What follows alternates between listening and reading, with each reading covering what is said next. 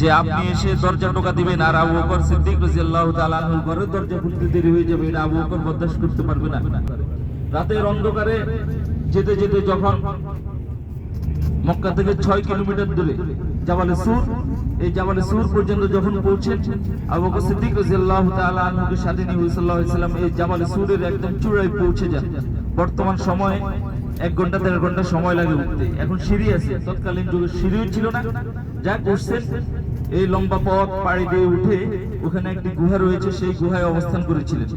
গুহায় অবস্থান করার সময় আবু বকর সিদ্দিক রাদিয়াল্লাহু তাআলা আনহুর রানের উপর হুজুর সাল্লাল্লাহু আলাইহি ওয়াসাল্লাম শুয়ে পড়লেন। এর আগে আবু বকর সিদ্দিক রাদিয়াল্লাহু তাআলা আনহু গুহার মধ্যে কিছু ছোট ছোট গর্ত ছিল, সেই গর্তগুলোকে নিজের কাপড় ছিঁড়ে ছিঁড়ে বন্ধ করেছিলেন যাতে বিষাক্ত কোনো জিনিস এসে না পড়ে। হুজুর সাল্লাল্লাহু আলাইহি ওয়াসাল্লাম করেছিল। আবু বকর সিদ্দিক রাদিয়াল্লাহু তাআলা আনহু বিশেষ যন্ত্রণায় কান্না করতেছে। শেষ পর্যন্ত কান্নার পানি যখন হুজুর সাল্লাল্লাহু আলাইহি ওয়াসাল্লামের শরীরে পড়ে, হুজুর সাল্লাল্লাহু আলাইহি ওয়াসাল্লাম জেগে দেখতেছেন কান্না করতেছে আবু বকর সিদ্দিক রাদিয়াল্লাহু তাআলা আনহু। হুজুর সাল্লাল্লাহু আলাইহি ওয়াসাল্লাম প্রশ্ন করলেন, আবু বকর, বাড়ির কথা বুঝি এখনই মনে পড়ে গেছে?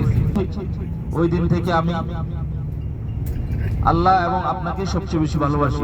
তো কারণ কি? তখন আবু বকর সিদ্দিক রাদিয়াল্লাহু তাআলা আনহু কারণ বর্ণনা করলেন। বর্ণনা করার পরে হুজুর সাল্লাল্লাহু আলাইহি ওয়াসাল্লাম সেই ধ্বংসাত্মক স্থানে নিজের থুতু লাগিয়ে দিয়েছেন। লাগাই দেওয়ার পরে বিষটা পানিতে পরিণত হয়েছিল। সুবহানাল্লাহ। সেই লম্বা ঘটনা, সেই সাপ ওই দিন তাফসীরি কিতাবের মধ্যে